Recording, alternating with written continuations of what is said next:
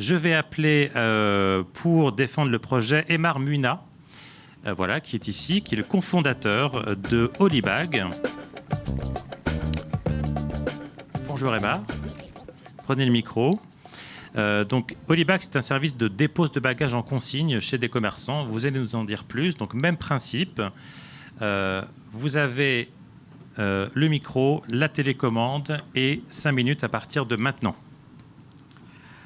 Bonjour à tous, donc, je suis Aymar Muna, je suis cofondateur et CEO de Holybag.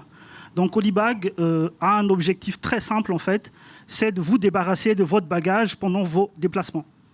Donc Holybag est né d'un constat très simple en fait, que j'ai vécu moi-même lors d'un voyage à Amsterdam. Donc je prenais le 8 bus à Paris à 23h le vendredi, j'arrive à 5h45 à Amsterdam. Sauf que mon hôtel, j'ai la clé, donc le check-in c'est 17h. Donc à partir de là commence le problème puisque j'ai cherché une consigne, il y a une seule consigne à Amsterdam, c'est la gare centrale.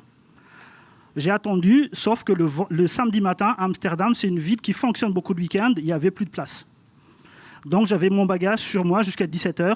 Et en rentrant à Paris, je me suis dit, il y a forcément une solution à Paris, puisque c'est la première destination touristique du monde. La France, première destination touristique du monde. Forcément, on a cette solution. Sauf que c'est encore pire parce qu'il y a 3029 gares en France et seules 15 gares sont équipées de consignes. Dans les aéroports, c'est encore pire puisqu'il y a 2 aéroports qui sont équipés de consignes bagages en France, Charles de Gaulle et Nice. Donc à partir de là, on a cherché une solution avec mes cofondateurs. Donc, les problèmes qu'on souhaite régler sont ces 3 problèmes-là. Le manque de consignes. 15 gares sur 3029 sont équipées de consignes en France.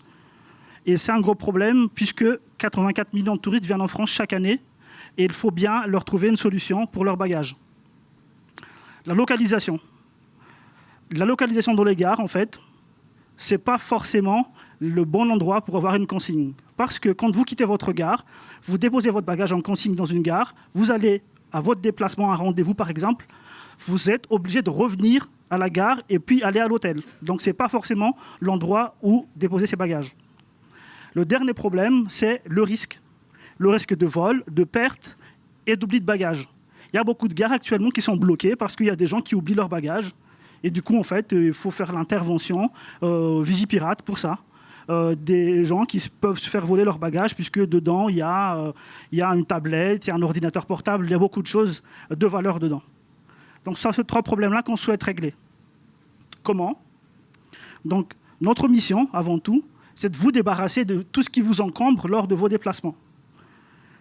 La solution, en fait, c'est de faire garder vos bagages par des commerçants.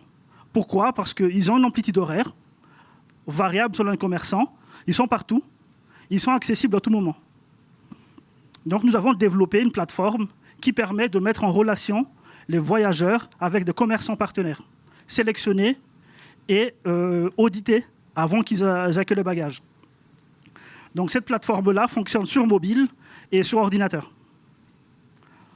Alors ce qu'on propose aux voyageurs, en fait, tout simplement, actuellement, c'est 3 choses.